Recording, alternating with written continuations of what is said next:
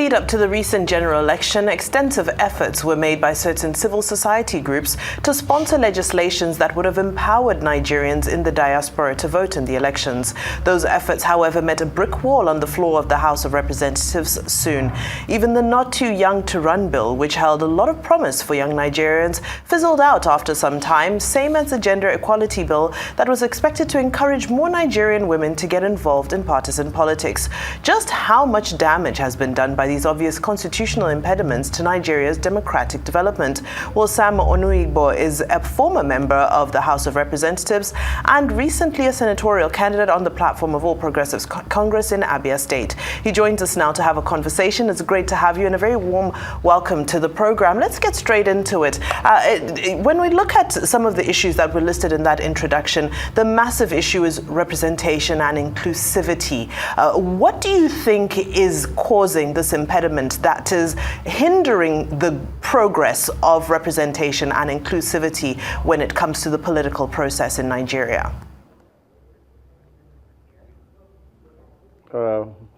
Thank you. First, I'm still a serving member of the House and a member of the House Committee on Electoral Matters, so I haven't finished. I will be finishing maybe by June. On your question on what is hindering inclusivity in political activities in Nigeria, a number of factors. One is that it's still very expensive to run election in Nigeria. And even when the women are encouraged by either not paying for the forms or paying half of the fees, the other aspect of expenses that you have to incur to be able to fight for an election is still very high. And some women cannot afford it. They don't have the resources. But some are discouraged by, some of the ways by which those who get involved in politics are characterized. So that's one. Then for the young people, or not too young to run, yes, in the 8th Assembly, of which I was part of it, we were able to get that in place. But then it is also still the issue of costs of running for elections. But as we are moving forward, I have no doubt that things are beginning to improve, because if you look at how some people, very young people, were elected in the very last elections, and some of them did not even spend so much. I know of the very young man that is representing my local government today.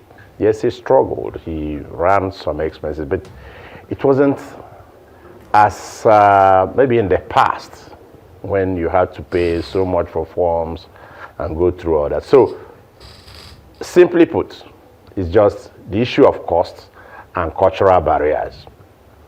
Thank you so much, Mr. Onuigbo. Now, in interviews that you've had or participated in the past, you've made it quite clear that, and of course you can correct me if that was taken out of context, that a constitutional amendment would be more feasible compared to changing the whole constitution in its totality based on the revolutionary nature which the latter would entail. Could you explain or throw more light on your stance, please?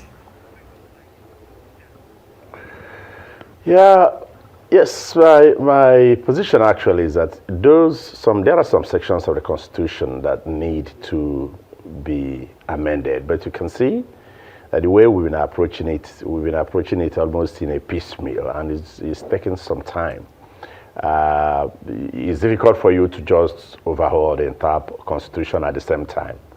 But when you run into maybe a brick wall or a challenge, and you focus on it, you try to address them. You saw what happened in 2010 when we lost our president, and we had to operate with the doctrine of necessity, and then subsequently we were able to amend the Constitution to know exactly the transition plans and what is required in case such a thing occurs.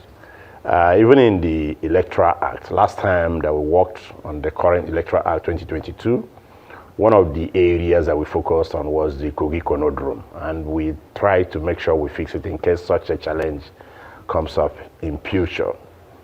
However, I think that if you look at the Constitution, particularly from the angle of the items that we have in the exclusive list, you would find that there are so many of them, and there are some of them that we really need to return to the concurrent list, because there were items that were there in the concurrent list in the 1963 Republican Constitution that were actually lifted and now transferred to the exclusive list.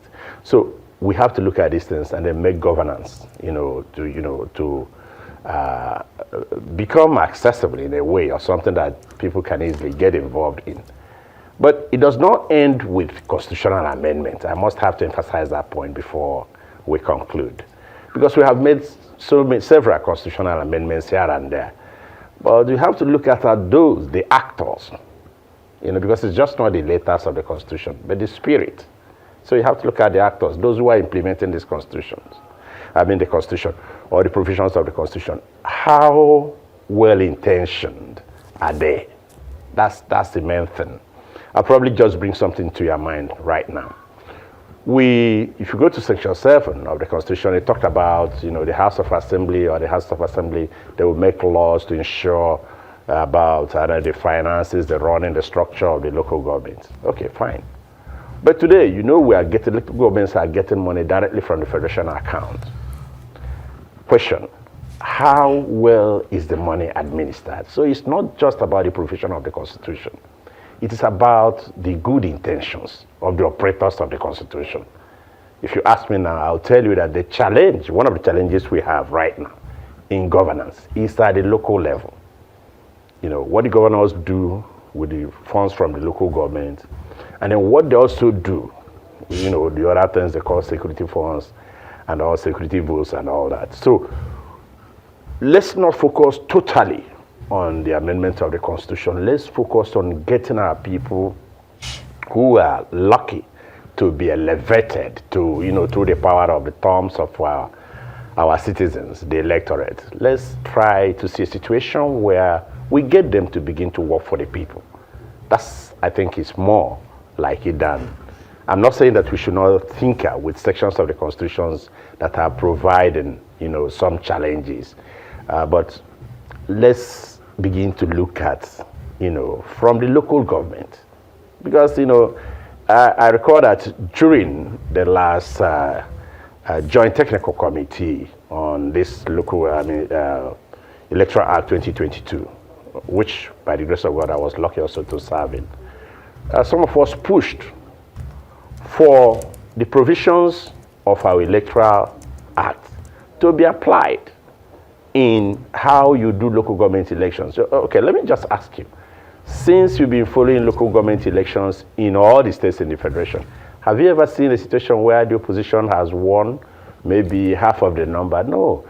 The party in power has always selected those that they want to, incumber those positions, and then they refer to them as local government chairmen. And of course, they account to nobody except to the person who selected them, the governor. So if we can actually begin to apply what is contained now in Section 150 of the Electoral Act, that talks about how to go about conducting local government elections by the state commissions. And of course, I could go ahead to add that I don't even see so much that the state electoral local government service commission, local government commissions, what they are doing. I don't see much, because with experiences that we have had for nearly a quarter of a century. If you don't mind, let me interject. While we're on this matter of the Electoral Act, as you said, you were a part of this process. Now, seeing how it transpired, practically speaking, are there any recommendations that you would have made differently after seeing how several sections of the Electoral Act 2022 didn't necessarily translate as we had hoped for them to? Well, it's difficult to globalize now. That's whether it has served its purpose, nationally. Because in some areas where elections were conducted without undue interference, the results were clear. And the fact that we were able to upload the results almost immediately, they were immensely useful. And of course, you saw, if you permit me again to point out one of the things we did when we were putting together the Electoral Act, or during the Joint Technical Committee, we even were able to put, I think in Section 65, that you can call back a result that was obtained under duress or under circumstances that are not okay. You can call it back and do a review. So in terms of whether this is serving us well, yes, I could point to one or two things and say, yes, this has done well. But like I said, it is always, the danger is always in the spirit of those who are implementing or the actors or participants. Thank you so much, Mr. Onuigbo. Of course, you are also the sponsor of the Climate Change Bill, which birthed the act that is being implemented today by the federal government. Just wondering if you're pursuing this stance that you're taking regarding the Constitution as passionately as you did with that climate change bill. Thank you very much indeed, and thank you for acknowledging that I sponsored a climate change bill that has now become an act. And not only that, Mr. President has gone ahead to inaugurate the National Council on Climate Change, and has also appointed a Director General. In fact, the last time they held their first meeting, you saw the coming together of different members and the makeup, including youths, women, the disabled, and the private sector. Not to talk about the focal ministries in the government. So that's to show that we have made progress there. I am pursuing everything. Okay, let me not generalize. I pursue things that I get involved in with passion. And it's been like that right from many years back, because I've been someone involved in community development to a very large extent. And each time I pursue things with passion, with vigor, and then see the outcome, I am very grateful to God, because talking about the Climate Change Act, I recall that the act failed in the 6th Assembly, 7th Assembly, and when I sponsored it in the 8th Assembly, Mr. President still didn't assent to it until I sponsored it in the 9th Assembly. And I'm happy that even certain jurisdictions around West Africa, around Africa, and beyond, they've been talking to us for us to help them in coming up with their own acts on climate change. So we can apply equal, passion, commitment, in working on all these things. Just the way we pursue the Climate Change Act, now we are at the implementation phase. We're also hoping that what we did with the Electoral Act 2022, that the implementers, that's why I'm talking about the spirit, not just the letter, that those who are implementing, that they implement it with the intention to improve our democratic process, considering the fact that we've been doing this for nearly a quarter of a century. So we should be looking forward towards seeing steady improvements, so that we are glad that we have had unbroken democratic system for this number of years, but we are looking for things to point to and say, okay, these are massive improvements in terms of good governance and improving the well-being of the people, because essentially that's what being in government is all about. Right. Now, as we round up, and as you rightfully corrected us earlier as well, you're still serving, of course, the 9th Assembly hasn't been dissolved yet. But earlier in the year, or I believe it was last year, the Speaker of the House of Representatives, that Femi Gbajabiamila, said that the 9th Assembly faced more challenges than any previous ones. As you begin to round up, how would you rate the work done by the 9th Assembly? And I ask this because you have been speaking about the spirit of the people who we entrust to, with our constitution, our legislatures. So I'd just love to know, as we round up quickly, how you would reflect on the 9th Assembly. Well, I could also start with myself. That's a very important question. Yes, I participated in the making of the Electoral Act 2022.